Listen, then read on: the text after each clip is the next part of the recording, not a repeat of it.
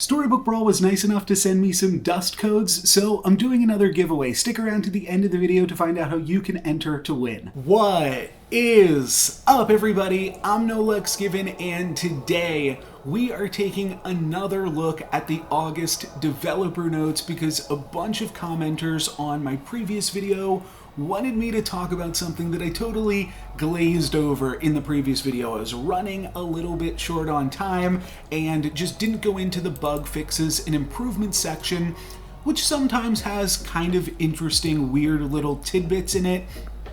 But this time it actually has a huge change to the game.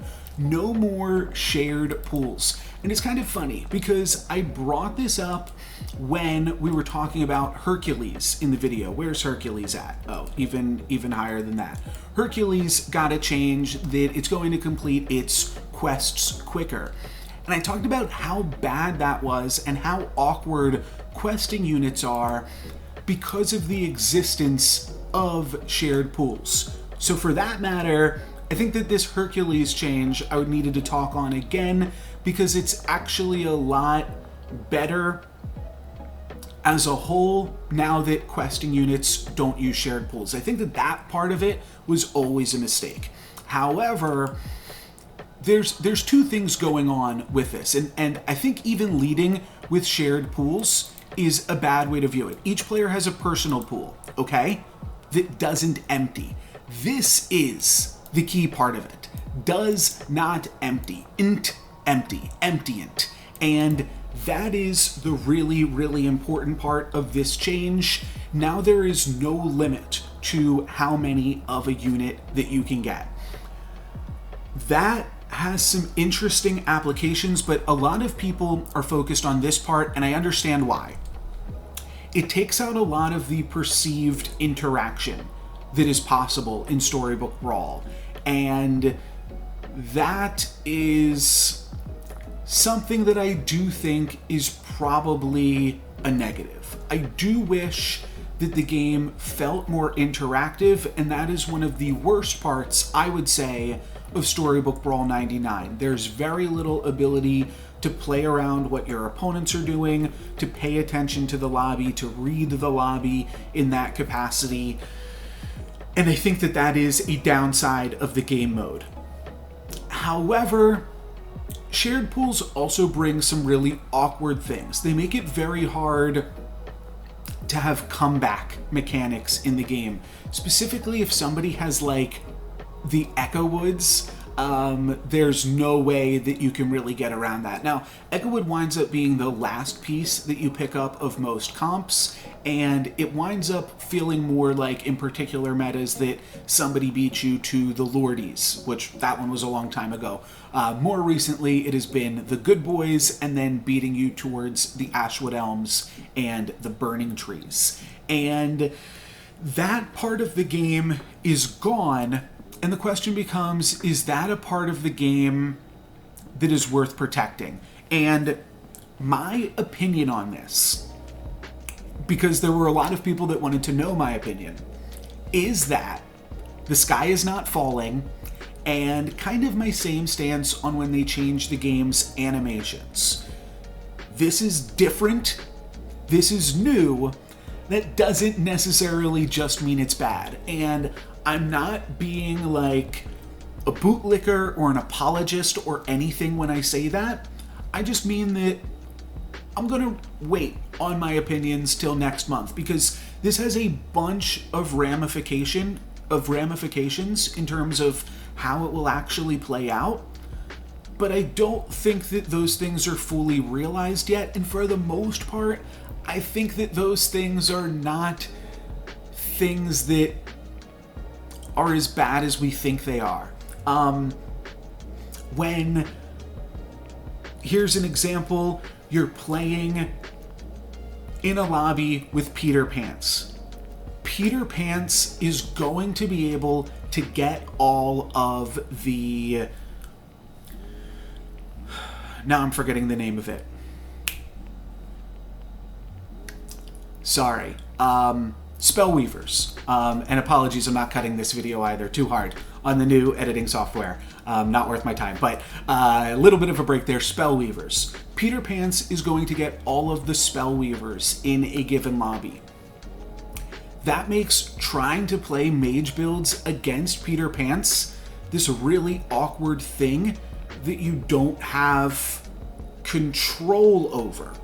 You can scout the lobby, see that there's a Peter Pants, and then be less willing to pick up Spellweavers, but that's not really a decision-making factor. It just makes the game harder for certain players. And one of the big aspects of this part of the game is going to be playing against, or how it feels to play against the animal-centric heroes. You've probably heard me mention this in a bunch of my videos, but whenever I see a blind mouse in my lobby at the start of the game, I take a look, is there a Wonder Waddle? Is there a Pied Piper? Is there a Peter Pants? And then is there a Horde Dragon and Fates, which are two other heroes that are pretty likely to want to pick up Blind Mouse more than other heroes, the 5 of those. And when I see those, I don't pick up Blind Mouse, depending on how many of those heroes are in the given lobby. And that just means that Wonder Waddle, which is already an extremely powerful hero, is even stronger because he bullies other people out of getting those blind mice. And I don't think that that aspect of the game is particularly fun or fair, and this does just open up some more things. It also opens up some weird things. So one thing that players were saying, because int empty, right? That's actually the most important part of it. Why don't they just empty down? Because this is basically saying pools are gone. That's all this really means. And they're not technically gone, because in terms, if you wanted to do the probability, there's still 15 of each unit tier 2 through 5, and then 10 of each unit of level 6. So probability wise, there are still pools for the terms of probability. However, because they don't empty, it means that you can just keep picking up Good Boys, for instance. Maybe Good Boy has actually risen in stock this patch. I don't think that's a bad thing. I think that that could be kind of cool. It probably makes Holy Grail a whole lot stronger, and maybe there are some additional ways to play Holy Grail, and there could also be some additional ways to play Holy Grail based off your current board. Because I would say that previously, you find a Holy Grail, you should sell your whole board and pick up trees. That's what I always say. However, now if you have got a Holy Grail board and maybe you've got a little bit of certain comps going on, you can now find more pieces of those comps and actually build into them. Like say you've got a medium mage board, no crystal ball, but you've got some Scions of the Storm.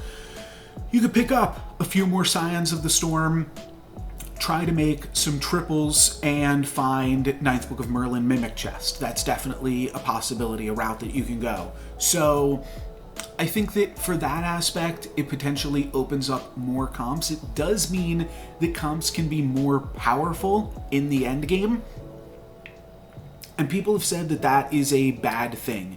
However, as some of the developers have pointed out on Discord, if you have a personal pool that empties, all that that means is you are making the game harder for yourself, because every time you pick up a unit... Okay, let's back it up and rephrase it like this.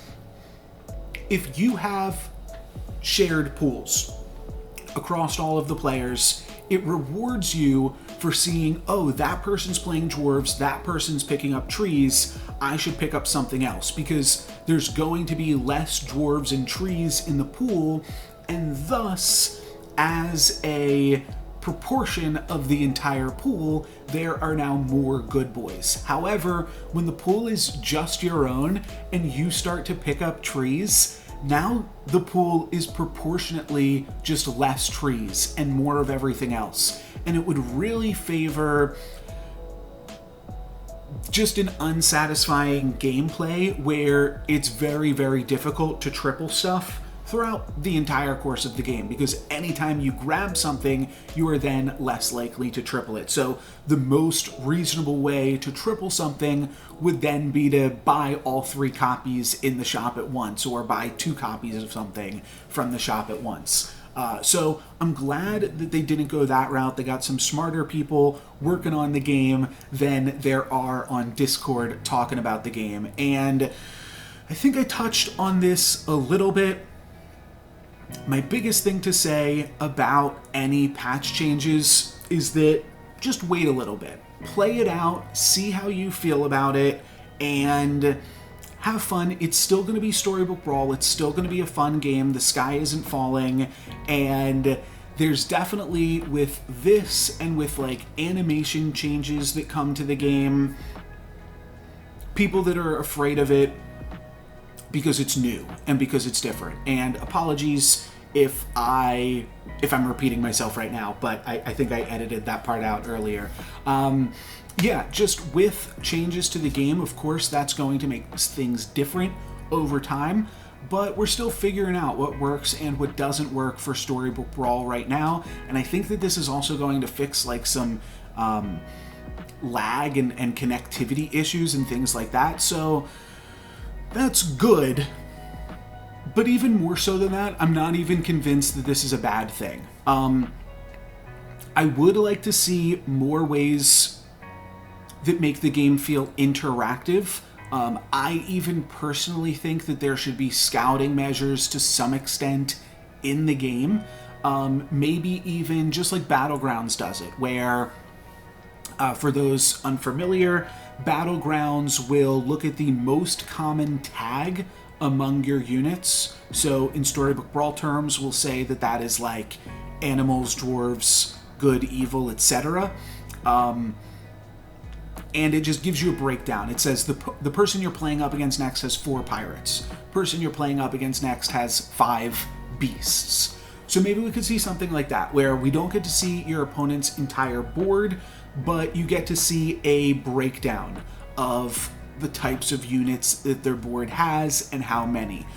It's tough because good and evil will probably be the prevailing thing. So I'm not exactly sure how you do that. Maybe you also get to see like one of their units at random and then their common tags, something like that, that gives you a little bit of insight while not giving the whole thing away. That can be done nicely. However, then you do have an issue where like something like Soul Tack just becomes really powerful. So there's a lot of things to balance in that aspect, where you don't want the interaction to be stronger than the proactive things in the game. It's why a lot of people were talking for a little bit that Medusa just gotta go, because Medusa was just such a cheap rate and was a better answer than so many of the proactive things that you can do. So I think that that is something for the devs to consider. I know that a lot of people have been very loud about the perceived lack of interactivity, and hopefully they are just thinking in that aspect on how to increase those things back into the game. The rest of this I'm going to read through. I haven't really read through too much of it yet, but this is the stuff that is normally in bug fixes and improvements, and is why I typically skip over this in the patch notes. We did a major refactor of timing, fixing many bugs involving interactions with triggers occurring at the same time. And these things are bugs, or they are mechanics depending on your perspective. All of these things, I think, were, other than time flies taking priority over other summons, they're all things that once you know about them, it's easier to play into them. The biggest one being Muerte with Copycat, being that, so if you're playing Muerte and you've got a Copycat in slot 2, and then you've got 2 Last Breath units behind it, the Muerte used to actually double up the second one, the unit in slot 6, rather than doubling up the first one that happens, which is the unit in slot 5. and just very weird, a bunch of like backwards coding that made that work how it did. If you knew that's how it worked, of course, then you would just play around it and play accordingly. That doesn't necessarily mean that it was right, but I will say that a lot of these things just make the game feel more intuitive. If Wretched Mummy trades with Ancient Soltak, the Last Breath trigger can now damage the characters that were previously protected by Soltak. Soltak used to protect things even when it was technically dead. These are basically just all things that feel they're going to work now as they feel like they should work, which is definitely good for the game, of course. It's just weird to go over them because if you knew about these things in the game, or I'll say if you don't know about these things in the game already, then reading that they've changed will just be like, oh, that's kind of interesting, but it wasn't relevant enough to me before. So yeah, all of that stuff is kind of funny. Ring of Meteors, okay, this is actually a big one. When you have a unit that dies at the same time Trojan Donkey takes damage, you will now actually get a spawn from the Trojan Donkey. So that one comes up probably more frequently than any of these. Maybe the Time Flies one, but I don't even know how you make this Time Flies one happen. But regardless, yeah, now Trojan Donkey gets a little bit of an uptick in power. This one is brand new. Randomly cast targeted spells now trigger cast directly on me abilities. So we're going to see that work with Potion Master as well as Potion Master's Cookbook, I believe. Potion Master's Cookbook. Crystal Ball now adds a spell and allows casting another spell. So these things do work with Crystal Ball. I see Loki mentioned here. Unfortunately, Loki Crystal Ball is still not a combo because Loki does not have... I believe Loki does not have Crystal Ball available in his treasure pool, so it's very unlikely to come up. But Loki also does not see spells. So from that aspect, you're not going to see it. But you can now use Loki along with Potion Master's Cookbook and actually get some value from that. Random spells from Genie's Wish and or Loki can now wake a sleeping princess or trigger Potion Master's Cookbook. So all of this is great. Feels like that's how those things should have worked, so they've been working hard behind the scenes to make that a reality. A bug for players redeeming untapped codes. You can go on untapped.gg and get some free dust. As well, you can also get some free dust from commenting on this video. Just leave a comment and you know the deal, that includes the word animal. In the comments for this video, I am going to have giveaway detail information. I said that it was coming a few days ago, just didn't have the time to do it. I do have some time this weekend, so comments for this video, check down below to see if you've won. I should have done it to have it ready for right now so that I could have said it in the video, but just check that below, and there will be instructions for if you were a winner, or I would have reached out to you if you're a winner. But I'm also going to put that in the comments just because not everybody sees that. Adam R, if you're watching, I know you do watch, but yeah, you were a winner a little bit ago, but yeah, some people just I have difficulty getting in touch with. Fixed an issue with formatting on text for cards not being centered. Fixed an issue with Gigantify's art. This stuff seems all pretty irrelevant to the game. Fixed a bug where if you had a great library card and played for glory, your bonus character wasn't added to the shop when you... Okay, so yeah, there were some weird issues with great library card. It's very interesting that you can add extra elements to the shop in the game with great library card, Pied Piper, Potion Master, and even like Celestial Tiger plus some combination of those, or Mimic Chest plus some combination of those. However, oh, that's really interesting. No, never mind. That can be very weird in a game where if your hand is full, things overflow into the shop. I kind of do wish that at some point those extra slots were really just truly extra, and there was a more reliable, also extra way that when you have free units from For Glory and things, that those also didn't eat into your shop. But regardless, yeah, just kind of an interesting thing. They fixed a bug with the Fates Destined character not being added to your shop if you had a great library card, so same kind of thing. However, the Fates is different now, and we'll talk a little bit more about that in a second. I'm going to switch over to Discord, and there are a few more updates on the Discord side of things.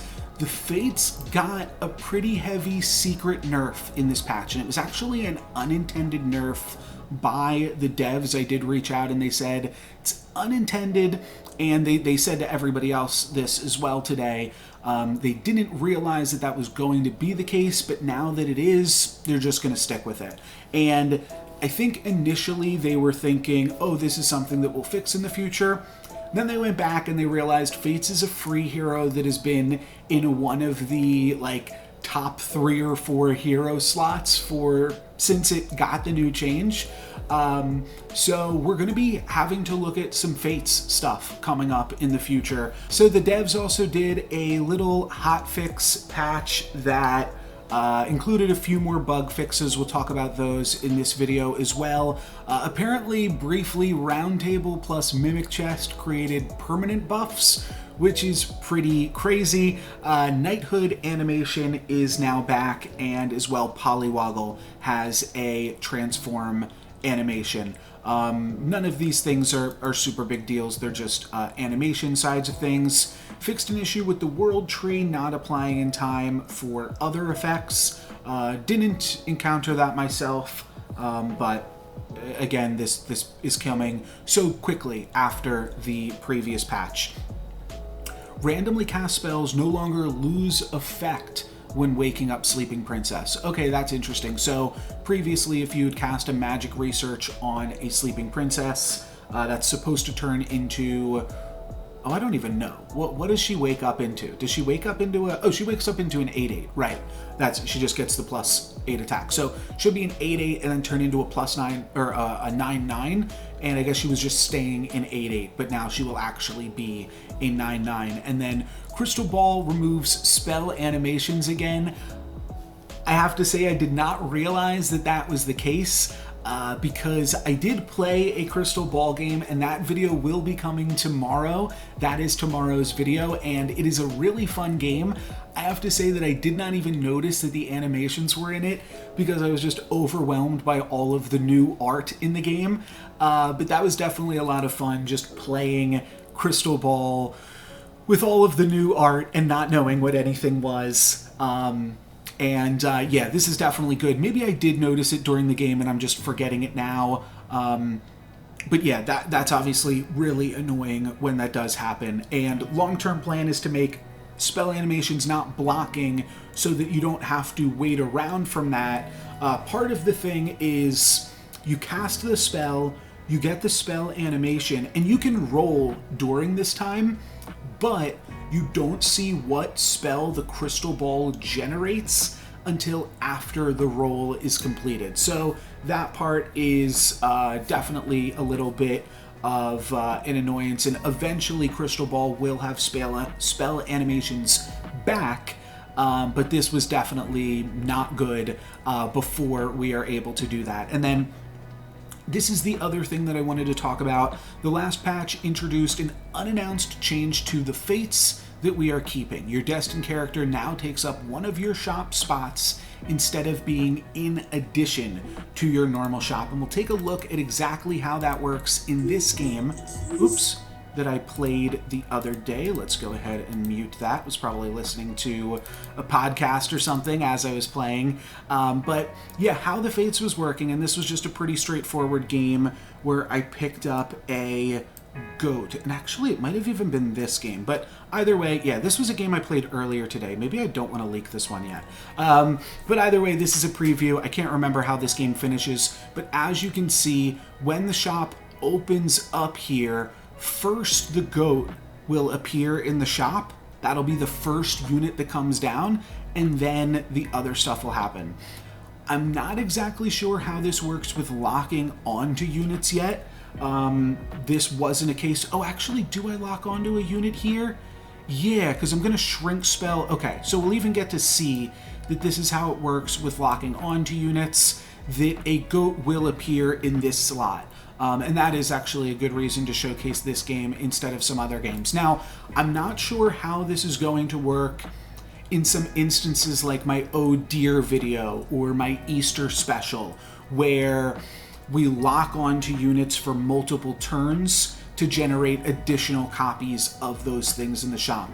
There's a chance that those interactions might just not be as strong anymore. That's right, I did actually want to you know what? I'll just show it here. This video now also has a game because we get Book of Heroes, and I thought that would be really fun. I'm not going to go through a whole game in this video because it's already kind of long, but I did kind of think this game was interesting because of the Book of Heroes and wanting to try that out.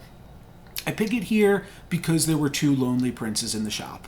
But yeah, that's the full patch review. I guess we'll do a little mini review on Book of Heroes. From there, I actually wind up finding Easter eggs, which is a lot of fun. And theoretically, Easter eggs should be harder to find now with the new pool changes. However, I was still able to do so. I pick up another one this turn, and then I pick up the third on 4.0. This is an interesting shop too, because we are also picking up a treasure from the Brave Princess. We'll take the Fancy Pants here, and then there is a Sporko and 2 other 4-cost units. But there's also a Masquerade Ball. I do want to pick up the Sporko because we are about to have an Easter egg treasure, and it's really good to get ranged units with this Easter egg, so just picking up the Sporko to have that. But eventually we want to go into Court Wizard. Court Wizard really, really good with Easter egg and with Book of Heroes, and that is eventually where we find ourselves. We play a bunch of royals, we even activate a Lancelot slowly but surely, and then eventually here on 5.1, we find a pair of Court Wizards. Now, this game would have been a lot stronger if we had found these Court Wizards earlier, and I think we maybe had a shot to win had we found the Court Wizards earlier in the game.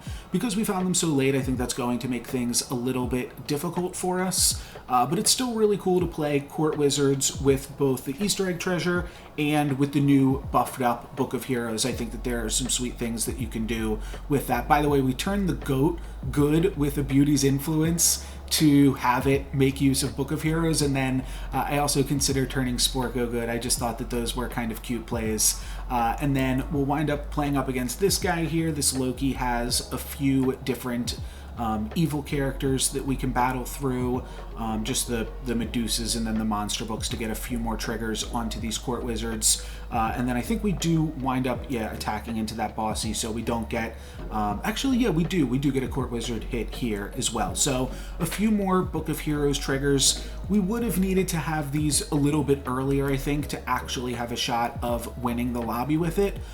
But it is pretty cool. We get them into like the 20s by the end of the game here. This is where we wind up dying. I just roll onto a Pigomorph. Let's go back a little bit even, because it'll be sweeter to watch one more combat against that Loki where we actually do get some Book of Heroes triggers. We're also finally activating the Lancelot. That took way too long to activate as well, but Court Wizards doing some nice work. We pump up the Court Wizard with the Robin Wood as well, and then we just get to grow them a little bit more here, which is, just a lot of fun, attacking into these Medusas and stuff. So I think that, and then King Arthur is going to get the final Book of Heroes trigger. But I thought that was like an interesting way to make a Court Wizard strategy work out. And if you get this together earlier on in the game, I think that it has a lot higher of a chance to work out. Additionally, if you can make it work with when your opponents don't have like crazy high roll boards by the end of the game, that helps. This Celestial Tiger has a world tree, which is pretty crazy, but Celestial Tiger gets those fast tier 7 treasures. But it is kind of funny because they have world tree, everything is evil and pumps up our Book of Heroes, or pumps up our characters with Book of Heroes. So that was kind of a fun aspect of the game as well, that we got a little bit of bonus stuff. But they have a Court Wizard themselves. Court Wizard plus Princess Peep and World Tree is just way too much stats, but we are going to be getting bonus Court Wizard stuff off of those peeps, which is funny nonetheless, I think. But yeah, these Court Wizards are going to be doing the nasty against us because our Court Wizards attack and kill all their stuff, which just means that then their Court Wizard gets a whole bunch of bonus attacks and can wipe us out. So that was one of the high rollers at the end of the lobby, and then we had this Horde Dragon with Hat Ball that was also slaying and just had way too big of units that we could not defeat as well. But that is going to be it for me this game, and this video rather. You get a bonus game alongside the second half of the patch review, but that is going to be it for me today. Thank you guys very much for watching. I'm No Lux Given. Peace.